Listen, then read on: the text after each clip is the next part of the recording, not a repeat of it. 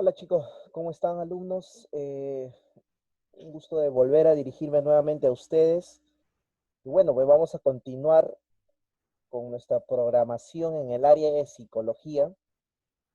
Y como tercer tema que vamos a tratar, ya cada vez vamos a estar entrando paso lento, pero a mayor profundidad sobre los conceptos psicológicos. Sí, como ustedes muy bien recuerdan, pues hemos estado estudiando lo que es, ¿no? El concepto de psicología. Como segundo tema estudiamos lo que son las escuelas psicológicas y ahora vamos a entrar poco a poco más, vamos a estar entrando a lo que es la psicología propiamente dicha, ¿no?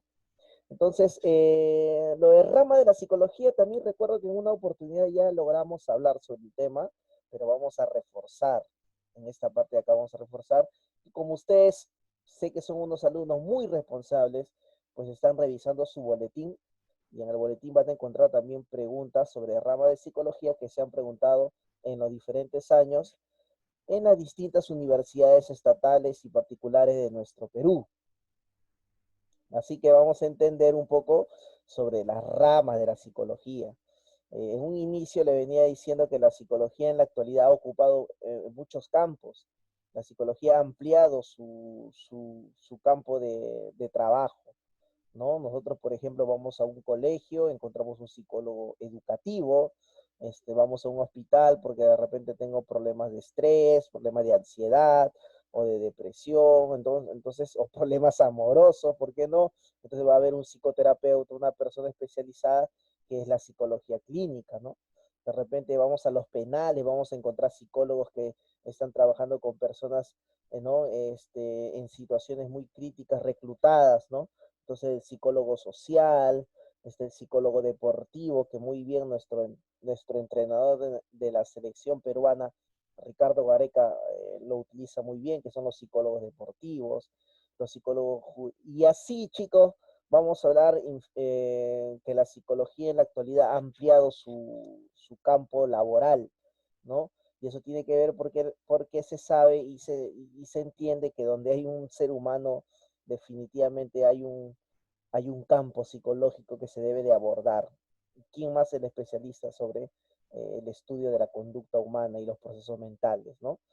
Entonces, muchachos, vamos a estudiar a grosso modo, vamos a explicar algunas ramas, porque en sí hay muchas, pero las principales vamos a reconocerlas y entender a qué se refiere con ramas de la psicología y esa división, ¿no? ¿Cuál es la psicología teórica y cuál es la psicología aplicada, ¿no? Entonces, eso vamos a entender, chicos, espero mucho su atención, así que continuamos. Bueno, en esta clasificación vamos a ver la psicología teórica, o también se le conoce como la psicología pura, y la psicología aplicada. ¿A qué se refiere esto? Por eso todo eso me tengo que memorizar. No, chicos, vamos a entender y a comprender. Lo que yo no quiero es que sea memorístico, sino que tú lo entiendas y que tú lo comprendas. Sé que para muchos de ustedes es primera vez que están tocando esos temas psicológicos. Así que vamos a comprenderlo, vamos a entender y que sea divertido. Y vas a ver que muchos de estos términos es criterio lógico. Se van a dar cuenta que mucho de ellos con un razonamiento simple podemos comprender. ¿Ya, chicos? Muy bien. Entonces, las ramas de la psicología. Cuando se refiere a la psicología teórica, básicamente ahí lo único que va a hacer es descubrir las leyes que, que van a este, surgir al investigar la psicología. Netamente es la construcción de teorías, de leyes, ¿no? Para de alguna u otra forma formar un conocimiento pleno de la psicología, ¿no? O sea, cuando se habla de psicología teórica es solamente y netamente estudio, en el cual mediante la investigación, que en el caso de psicología científica es la psicología, ¿no? Se utiliza el método científico, por ende, eh, cuando se van a plantear las teorías sobre la psicología, se va a utilizar pues este mecanismo que es el método científico. Entonces se le llama teórica porque en esta parte voy a estudiar todas las áreas que me interesan sobre, en general, sobre la psicología, porque tiene varios aspectos que quiero investigar, pero solamente queda ahí en teoría, en leyes, en formar, ¿no? Que me va a ayudar a posterior a aplicarlas. Entonces, por eso que se le llama acá psicología aplicada. ¿Qué es la psicología aplicada? Pues bueno, es ese espacio en el cual yo, mediante los estudios que se han hecho sobre psicología, los voy a aplicar en diferentes campos, en diferentes áreas laborales. Entonces, la psicología teórica es netamente descubrir leyes, tesis, descubrir ¿no? Investigación. Y esa información encontrada, yo lo voy a aplicar en algún campo. Lo puedo aplicar en lo deportivo, puedo aplicarlo en lo educativo. ¿Me entiendes? Y eso voy a explicar a detalle al final cuando explique cada uno de estos factores. ¿Ya? En la psicología teórica, muchachos, ustedes van a encontrar también en su boletín que se divide en dos, que está la psicología normal y la psicología normal. Fácil, pues la psicología general, evolutiva, la social, vendría a ser dentro de lo normal. Y la psicopatología ya es la psicología anormal. Entonces, en la teórica, pues la psicología va a estudiar muchos aspectos. Uno de ellos es la psicología general. Vamos, seguimos. Como le digo, la psicología pura o teórica es un grupo de proposiciones que utiliza para explicar fenómenos que se basan en datos empíricos que son comprobados y establecer leyes de la vida psíquica. O sea, lo único que va a hacer la psicología teórica o pura es investigar, encontrar esas leyes, encontrar esas tesis que me permitan a mí indagar más sobre la vida psíquica. Solamente es eso, investigación, investigación, investigación. Ahora, vamos a entrar un poco en lo que es la psicología general, ¿ya? Entonces, en el área de psicología general, obviamente voy a investigar, ¿no? Voy a investigar sobre todo cómo funciona el psiquismo humano.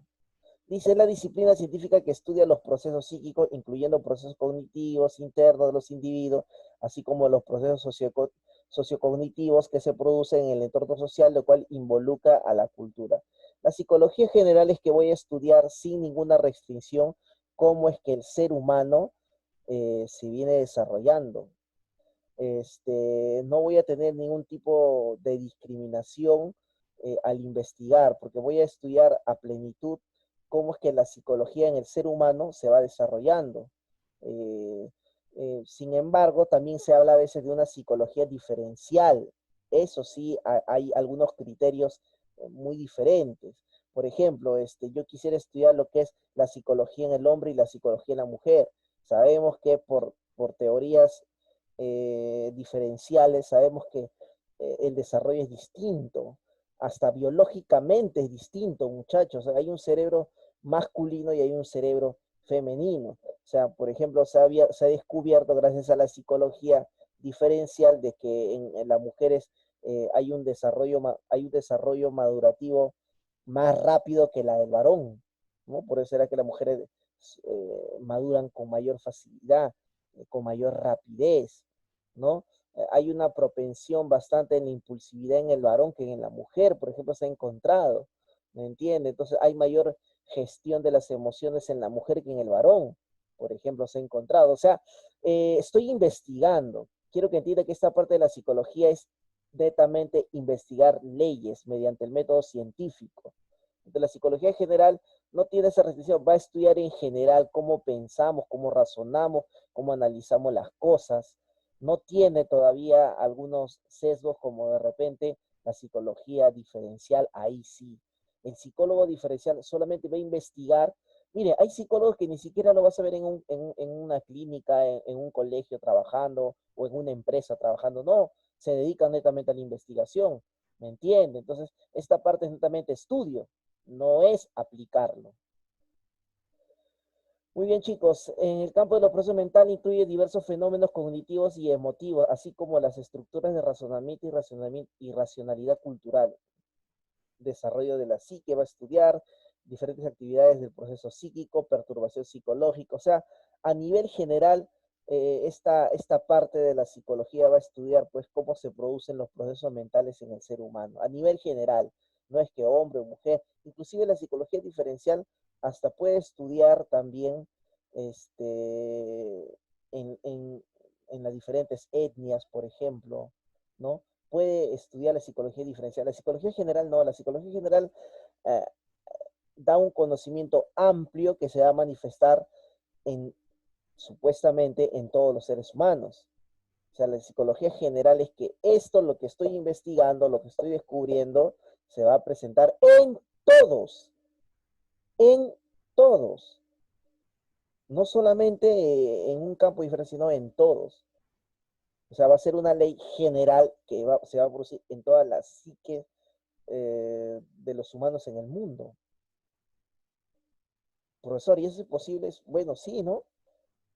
Por ejemplo, se ha investigado de que todas las personas cuando están contentas sonríen en el mundo. Todas las personas cuando están tristes o cuando están molestas, perdón, arrugan la frente, ¿no? De molestia. Ese es universal. Ese es un sentimiento o una emoción universal. Se ha descubierto que en todas las culturas, absolutamente en todas, y eso también tiene que ver con, gracias a la antropología, en todas las culturas se castiga el incesto, por ejemplo. Al parecer en nuestro código genético está ya programado de que el ser humano condene tener una relación sentimental con nuestros padres, es decir, una relación de pareja. Eso es condenable. Que un padre se meta con su hija o con una madre se meta con su hijo. En todas las culturas eso se condena. Entonces, el incesto es una condena biológica, no tanto social ni aprendida. Eso es universal, por ejemplo. La psicología general, pues, descubriría estas cosas, ¿no? Y no solamente ellos, sino obviamente que también se ayuda de otras ciencias, en este caso la antropología también. Entonces, hay manifestaciones psicológicas que son universales, que se va a producir en todo. Hay algunos que no, por ejemplo, el complejo de Edipo, eso lógicamente es social, ¿no? No se produce en todos, ya no se produce en todos. Entonces, la psicología general va a descubrir aquellos fenómenos psíquicos que se producen en toda la humanidad. Porque estoy hablando en general, quiero a todos, que se exprese en todos.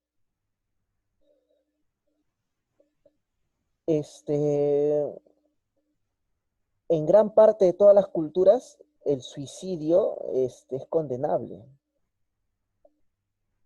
La mayor parte de todas las culturas se condena que una persona se suicide.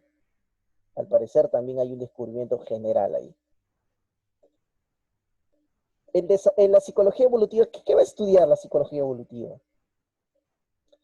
En esta parte de la psicología evolutiva va a investigar, va a descubrir, quiere saber, quiere conocer cómo es el pensamiento humano en las diferentes etapas de la vida.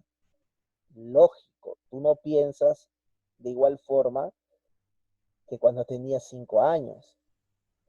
O sea, ¿por qué ahora ya no creemos en Papá Noel? ¿Por qué no creemos en los cuentos de hadas o que nos trajo la cigüeña? ¿Por qué? Bueno, eso tiene que ver con un desarrollo evolutivo, ¿no? ¿Verdad? Mental también, que conforme mi biología va creciendo, pues mi mente también, mi forma de razonar también, mi forma de interpretar los fenómenos de la vida también. Si antes creía, cuando era niño, que mi mamá me decía, llueve porque Dios llora, y a mí me daba mucha pena y me portaba bien porque no quería que Dios llore, y ahora eso me parece, de verdad, una vil falacia, ¿no? ¿Y por qué? Pues porque obviamente ha habido un crecimiento mental también, ¿no? Hay un desarrollo biológico y por ende también eso acompaña con un desarrollo mental. ¿Me entiendes, chicos? Entonces la psicología evolutiva lo que quiere estudiar es en cada etapa. ¿Cómo piensa un niño de la primera infancia? ¿Cómo piensa una persona de la segunda infancia? El puber, el adolescente, la juventud temprana, la juventud media, la juventud tardía, la senectud, que es la vejez. O sea, ¿cuáles son las características de todo ese proceso evolutivo? ¿Cuál es su forma de razonar, de analizar? Es muy distinto, sí. ¿Cuáles son sus características psicológicas también? ¿Por qué es que en una edad determinada tú le hablabas a tus juguetes y yo no te podía llamar loco? ¿Por qué? Porque es un proceso normal. Se entiende que es un proceso normal que todos hemos pasado. O cuando la niña le habla a su muñeca jugando a la cocinita. Es un proceso normal. Nadie se atrevería en su sano juicio a decir de que mi hermanita está loquita porque habla con sus juguetes. Pero ¿por qué ya no lo hacemos? Ah, ha habido un cambio. ¿Y quién estudia esos cambios? La psicología evolutiva. Trata de describir las fases de desarrollo. Es por eso que en la psicología evolutiva ha influenciado mucho, por ejemplo, en el que a ti se haga, por ejemplo, lo que es inicial, lo que a los 6 años ya pasas a primero de primaria. ¿Por qué es que en primero de primaria se te enseña a leer, escribir? ¿Y por qué no en inicial? O sea, ¿qué pasa? ¿Qué cambio brusco pasa en el cerebro para que ya te enseñen el cálculo numérico, la suma, las restas, un montón de cosas? ¿Y por qué no antes? ¿Quién ha determinado ese cambio brusco en el aprendizaje teniendo en cuenta sus características mentales? ¿Quién? La psicología evolutiva. La psicología evolutiva dice, este niño a esta edad pues ya tiene la predisposición o tiene ¿no? El campo mental para poder aprender estos factores. La psicología evolutiva, la psicología del desarrollo. Entonces,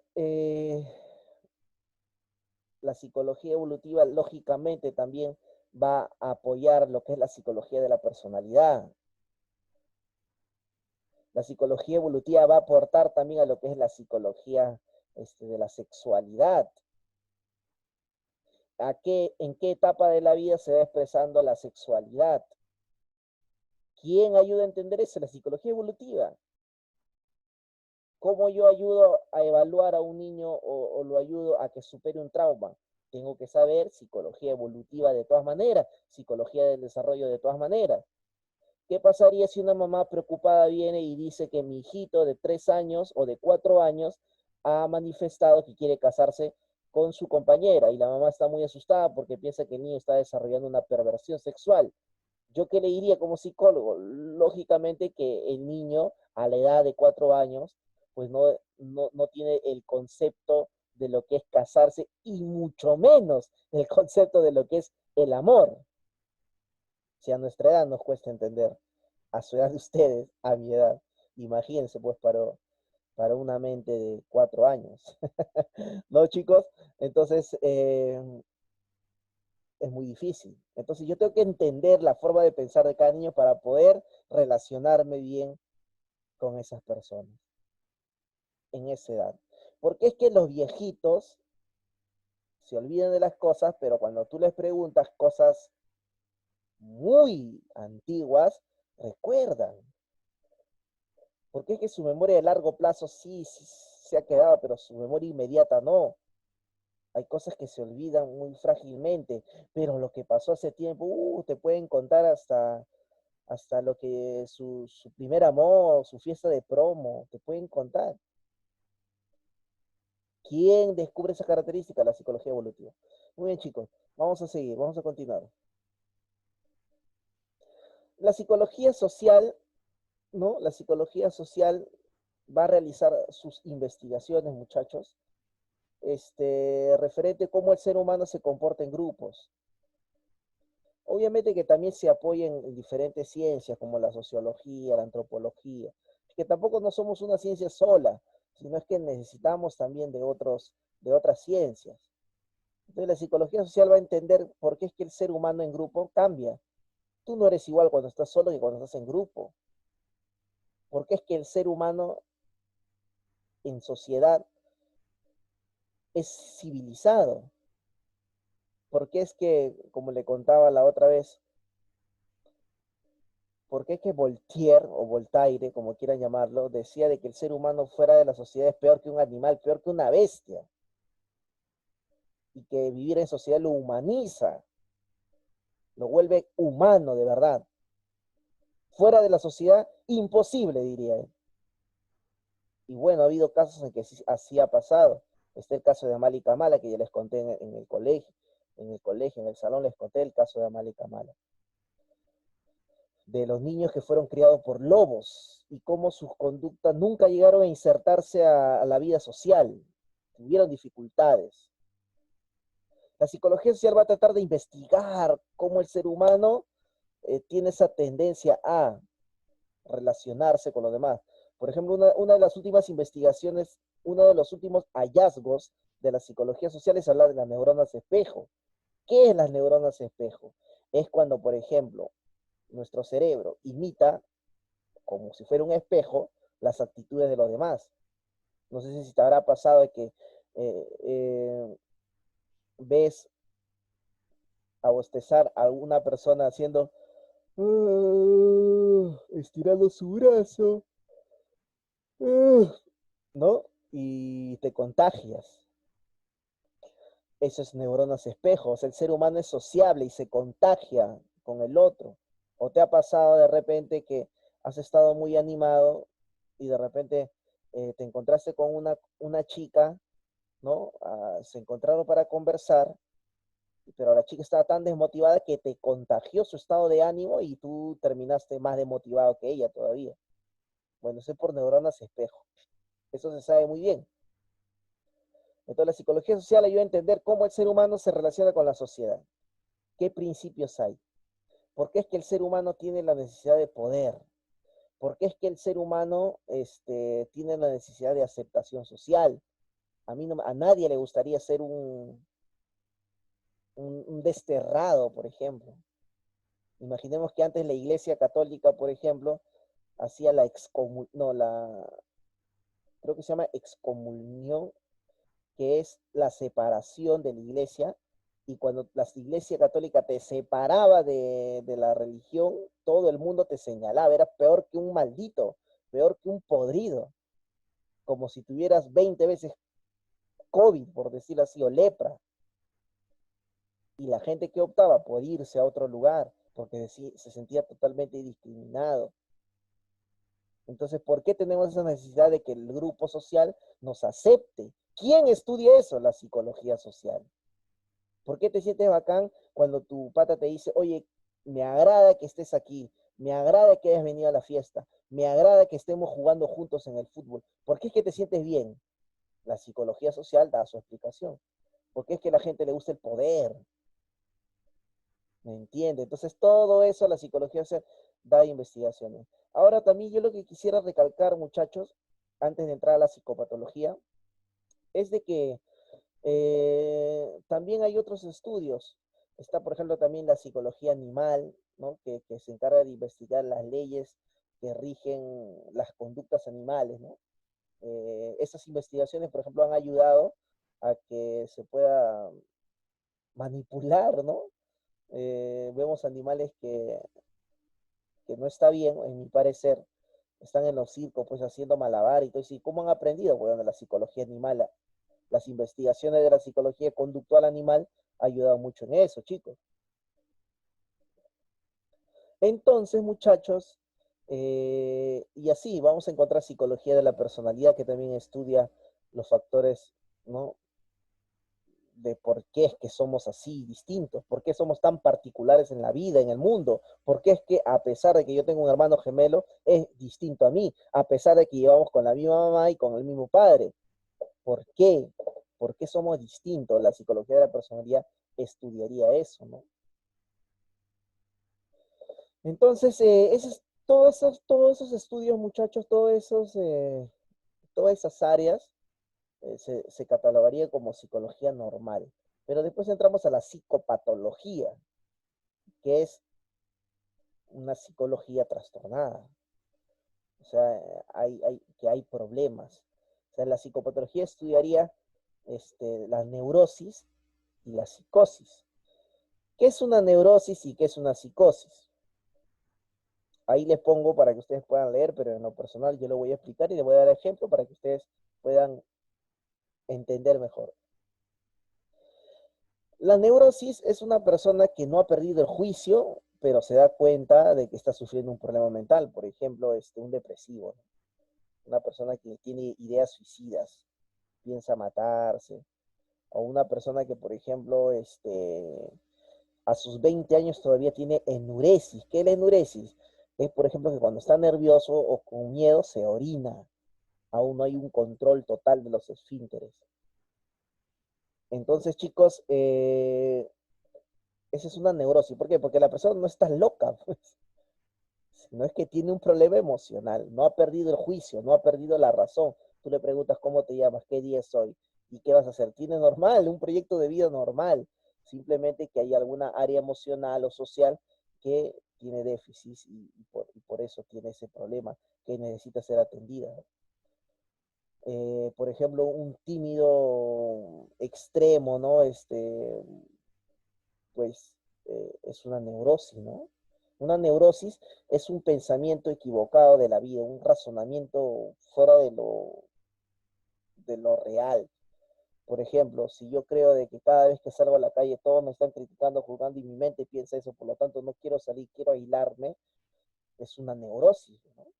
Creo a ciencia cierta, pero a las finales no. O puedo ser yo de repente un psicópata, ¿no? Un psicópata, por ejemplo, es consciente, es manipulador. Este, hace muy bien todas sus artimañas para poder cometer sus actos delictivos, ¿no? Entonces, es una persona que, que en su sano juicio comete ese tipo de... Por eso que va presa, ¿no? Por eso que no va a un hospital psiquiátrico. Porque si fuera una locura, pues obviamente lo más justo no sería que vaya a un penal, sino a un hospital psiquiátrico. Pero el neurótico se da cuenta, pues, de su problema y sufre. El psicótico es lo que comúnmente se le conoce como la locura o también la esquizofrenia. Ahora, puede ser también una psicosis parcial o total, ¿no? O sea, hay personas, por ejemplo, de que tienen una locura momentánea y por momentos presentan una lucidez normal. Yo tenía un vecino por acá, por ejemplo, que había momentos en el cual se podría dialogar con él, es como que entrar en razón, pero sin embargo por momentos hablaba solo. Entonces era una psicosis parcial, no era total. Hay gente que sí, pues se cree Napoleón todos los días de su vida. Entonces, esa es la diferencia entre la psicosis y la neurosis. ¿Quién va a estudiar todo eso? La psicopatología va a estudiar a plenitud los diferentes trastornos psíquicos. Muy bien. La psicología aplicada, como bien les anuncié, todos esos conocimientos que hemos estudiado de la evolución, la psicología diferencial, la psicología animal, la psicología evolutiva, el, el desarrollo, todas esas investigaciones lo voy a aplicar ahora en las diferentes áreas. O sea, yo como psicólogo, por ejemplo, he estudiado todo eso y ahora yo voy a aplicarlo en las diferentes áreas de mi vida, en las diferentes áreas de trabajo, perdón. ¿Me entienden? La psicología teórica solamente son estudios y ahora, como ya estudié todas esas leyes, las voy a aplicar en algún campo. Y hay diferentes campos en que se puede aplicar. Vamos a nombrar las más comunes. La psicología educativa, bueno, el psicólogo educativo lo vas a encontrar pues en los colegios. Básicamente ellos qué van a hacer, pues de alguna u otra forma tienen que velar por un desarrollo sano emocional de los alumnos y para que eso no pueda repercutir o afectar su rendimiento académico. Obviamente, un niño estresado con problemas en la casa, lógicamente va a afectar su nivel de aprendizaje. Va a afectar de todas maneras. Ahora, hay niños que no necesariamente puedan tener problemas en su casa, sino también puedan tener, perdón, una deficiencia mental congénita. ¿Qué quiere decir? Que eso ya viene del nacimiento. Hay niños que tienen retardo mental leve, retardo mental moderado, retardo mental grave. Hay niños que, por ejemplo, también en el aprendizaje llegan niños con hiperactividad, niños con síndrome de Down, niños con Asperger, niños con autismo. Entonces, el psicólogo educativo tiene que ver la forma de buscar un equilibrio entre su educación y su vida emocional. Tengo que ver todos los factores, ¿no? Factor social, factor familiar, factor académico también, porque con los docentes el psicólogo tiene que hablar, tiene que decir, mira, este niño tiene estas características, hay que ayudarlo, hay que ser más inclusivo, o sea, no puede ser tan excluyente de educación, sino es que teniendo en cuenta que este niño tiene tales características, pues yo tengo que ver la forma de cómo llegar a él. No puedo evaluarlo de la misma forma como lo estoy evaluando a los demás niños. Sino tengo que, el niño no se debe de adaptar a mi prueba, sino es que mi prueba tiene que adaptarse a las condiciones mentales, emocionales, sociales y familiares del niño. Entonces, muchachos, el psicólogo educativo tiene que ver todo eso. Y bueno, si en su campo de trabajo, pues se va a ayudar también de pruebas psicológicas, ¿no? Los psicólogos educativos manejan una serie de baterías de pruebas para poder medir el nivel de autoestima del niño, el nivel intelectual del niño, la capacidad lectora del niño, la capacidad de escritura del niño, la capacidad de cálculo matemático del niño, la capacidad de razonamiento, la capacidad de análisis, el rendimiento de atención, todo eso ve el psicólogo educativo, todo con miras a que el alumno mejore su rendimiento y se sienta feliz dentro de su campo educativo. ¿No? Ahí vemos, el psicólogo educativo tiene que estar ahí. Ah, y el psicólogo educativo, ¿qué tiene que saber? Psicología del desarrollo, psicología general, psicología, psicopatología, porque lógicamente también es un trastorno mental tener un retardo mental, es una deficiencia, no tengo que estudiarlo también. ¿Me entiendes? O sea, te dan cuenta, el psicólogo educativo va a aplicar todo lo que ha estudiado en la teórica, va a aplicar la psicología encima biológica también, o sea, tiene que aplicar todo lo que ha estudiado en la teórica. Acá lo está aplicando. El psicólogo industrial organizacional se caracteriza básicamente porque vela para que trabajadores dentro de una organización empresarial tengan un cierto grado de equilibrio emocional y puedan producir. Sabemos que el interés de las empresas es la producción, y como estoy trabajando con un grupo humano, no estoy trabajando con una máquina que lo puedo golpear o insultar y va a trabajar igual.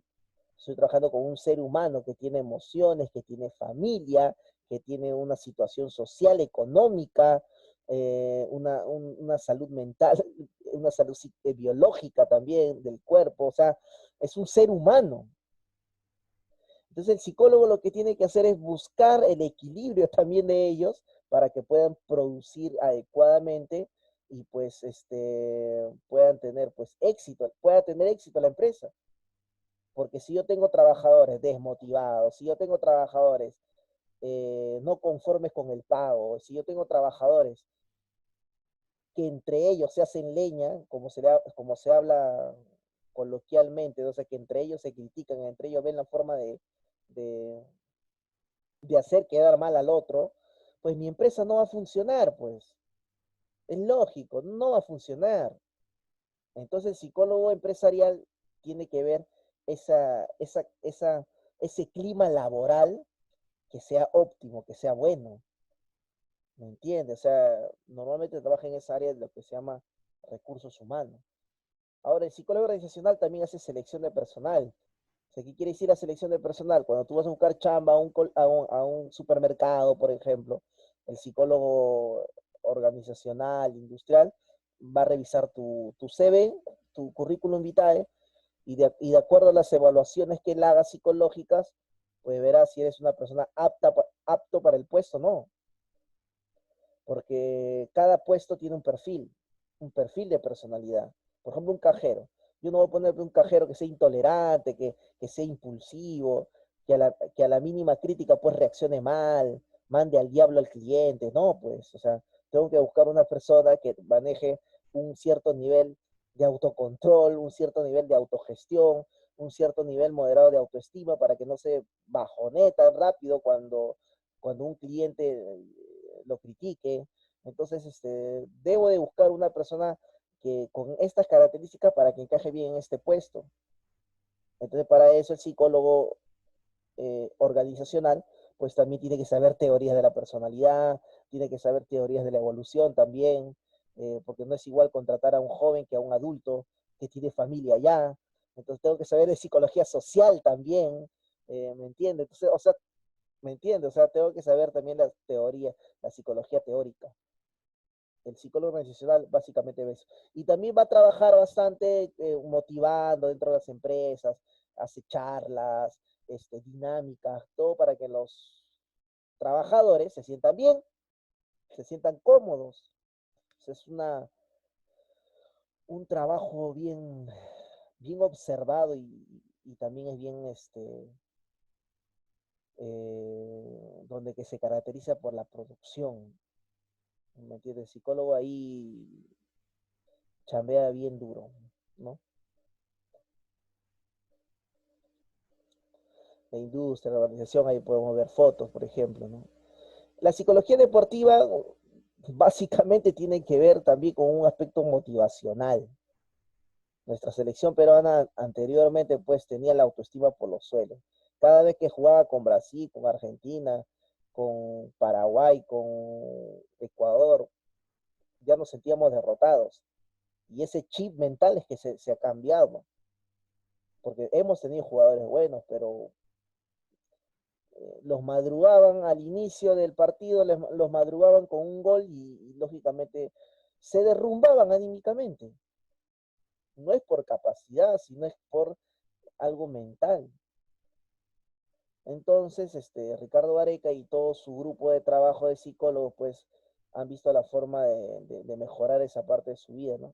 Que si les madrugan con un gol, pues está la automotivación de poder, ¿no? Anteponerme ante esa ficción.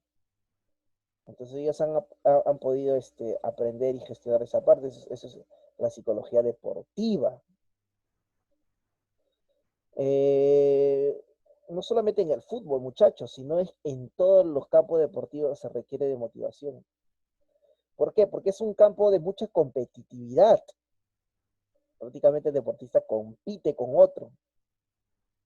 Entonces, fallarse un penal, por ejemplo, como lo de Cueva, debe ser muy frustrante salir de un estado así mental. ¿Recuerdan cuando Galese, o Gallese, como quieren llamar, eh, le metieron 5 goles en la última Copa América en Brasil? Eh, Supongo que con él habrán trabajado al aspecto anímico cuando jugó con Uruguay y Chile posteriormente, ¿no? Tapó un penal a Suárez, encima tapó un montón de bombardas que le metían los chilenos y no entró ni un gol, y encima se tapó un penal. ¿Cómo anímicamente le ha salido de eso? Saliendo de una goleada de 5-0. Y eso tiene que ver con el aspecto emocional. Él fácilmente puede decir, ¿sabes qué? Que cambio, porque no estoy con las ganas de jugar. Sin embargo, hay un trabajo psicológico que los jugadores reciben para que su recuperación mental, emocional, sea no tan larga, sino sea en la brevedad. Hay deportistas y hay un montón de ejemplos, chicos, de deportistas que han perdido, pues, la carrera, han perdido su proyecto de vida por no gestionar sus emociones en el deporte. Ahí tenemos el caso de Raymond Manco, ¿no? Una de las promesas del fútbol peruano, pero sin embargo por su vida desordenada, por su adicción al alcohol, al placer, a la lujuria, es que no rindió lo esperado, ¿no? Y así hay un montón e infinidad de casos. El psicólogo de deporte ayuda a controlar el estrés que puede afectar el rendimiento.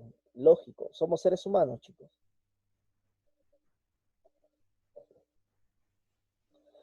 El psicólogo clínico. Bueno, el psicólogo clínico eh, va a atender lo que son netamente los trastornos mentales, los tratamientos, las terapias, va a dar consejería. Normalmente lo vamos a ver pues en las clínicas, postas médicas, hospitales, ¿no? Y él básicamente hace lo que es la terapia. O sea, va a ser una recuperación emocional dentro de un campo clínico, dentro de un campo netamente médico, ¿no? Entonces trabaja de la mano con el psiquiatra, que es un médico, ¿no? Y brinda lo que es la psicoterapia, principalmente. El psicólogo clínico está en toda la capacidad académica para dar psicoterapia, para tratar los problemas emocionales de las personas. Si yo termino con mi enamorada y entro en una depresión fatal, que no tengo ningún sentido a la vida y ya perdí mi trabajo, ¿quién me va a atender? ¿El educativo? ¿El deportivo? ¿El empresarial? No, el psicólogo clínico. Muy bien, es fácil, la psicología clínica creo que ya les había explicado ¿no? El psicólogo clínico lógicamente tiene que recibir estudios de qué? De psicopatología, porque tengo que saber cómo es que afecta una depresión, cómo afecta un nivel de estrés, cómo afecta, o sea, la afectación de los diversos trastornos mentales. Que nosotros tenemos un manual que se llama el DSM-5 y el CIE-10, que ahí vemos los diferentes trastornos mentales.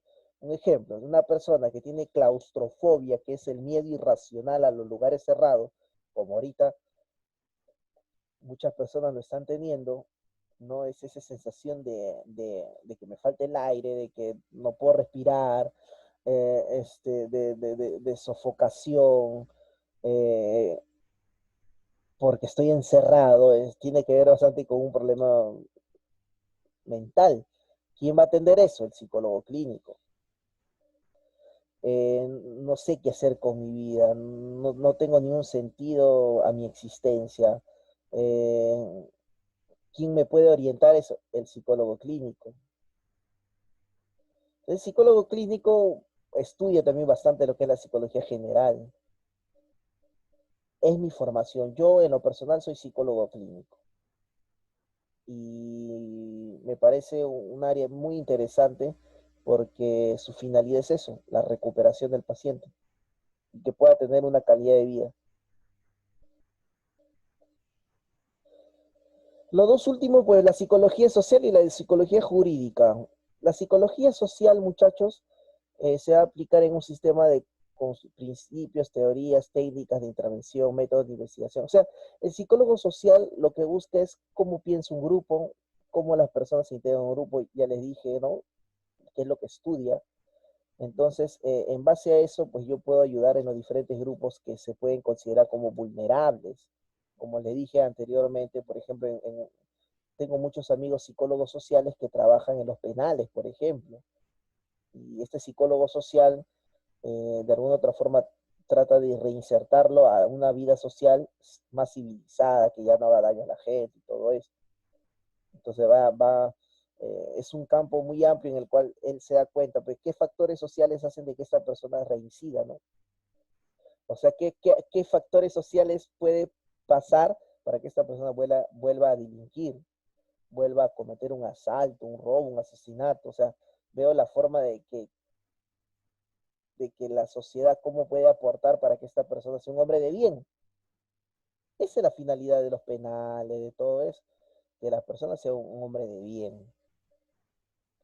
El psicólogo social tiene un montón de trabajo ahí. También los he visto trabajar bastante en el INAVIF, por ejemplo, de los niños abandonados, que se crían ahí en grupos. ¿Cómo puede ser un soporte emocional este grupo para un niño que ha sido abandonado por sus padres? ¿Cómo el psicólogo puede intervenir ahí para que este grupo le dé una especie de identidad a este niño, para que le dé autoestima? Entre ellos, ¿cómo se pueden ayudar como grupo social? El psicólogo social y tiene una chamba bien determinada. El psicólogo jurídico, bueno, pues ya la misma palabra lo dice, está metido bastante en el campo legal. O sea, siempre cuando, por ejemplo, se hacen análisis de personalidad, por ejemplo, sicarios, como hemos visto en los medios de comunicación, cuando se producen ciertos asesinatos, se pide un perfil psicológico del asesino y también de la víctima. Se pide también un perfil psicológico de ambos. Y el psicólogo jurídico, frente a un juzgado, frente a un juez, pues va a manifestar los rasgos que en su evaluación ha encontrado, pues, ¿no? Y ya el juez determinará cuál es el destino de esa persona. Pero, ¿quién es la persona capacitada para poder hablar eh, sobre las características de un sicario? O sea, un psicólogo clínico lo podría ser, sí, pero el jurídico es un poco más especialista en eso, porque dentro de su formación está bien el estudio de leyes, tiene que saber el código civil y todo eso, ¿no? Entonces, muchachos, básicamente estas son las ramas que son aplicadas en nuestro país y en el mundo. Hay más, lógicamente, hay más, hay mucho más. No hemos hablado, por ejemplo, del neuropsicólogo, que es otra rama de la psicología aplicada. El neuropsicólogo, bueno, así a grosso modo lo voy a explicar, estudia las áreas del cerebro y su relación con la conducta. O sea, por ejemplo, si yo me caigo de la bicicleta y me lesiono una parte de mi cerebro y dejo de hablar, por ejemplo, hay una parte del cerebro que se llama el área de Broca. Y yo si me lesiono esa área y dejo de hablar, ¿qué pasó? Bueno, el neuropsicólogo evaluaría qué áreas de mi cerebro me he lesionado, ¿no? Y en qué ha repercutido. O la pérdida de memoria, el Alzheimer. El neuropsicólogo estudiaría, ¿no? Y ve la forma de recuperación también, mediante la estimulación. ¿Qué ejercicios mentales yo puedo hacer de que esta persona pueda desarrollar nuevamente o compensar esa discapacidad mental que tiene? Me da un derrame cerebral, por ejemplo, y tengo pérdidas de memoria, tengo lapsus mentales. El neuropsicólogo pues ve las técnicas neurológicas y psicológicas para que el paciente de alguna otra forma pueda compensar esa deficiencia que tiene. O sea, es un campo bastante ya neurológico, pero como está relacionado a la conducta, se llama neuropsicología. Y así hay muchos, chicos, pero yo he nombrado los más básicos, que son preguntas comunes en los exámenes de admisión. Muy bien, muchachos. Espero que hayan entendido. Igual nos vemos en la plataforma de Zoom y espero sus preguntas. Cuídense mucho y se les quiere un montón.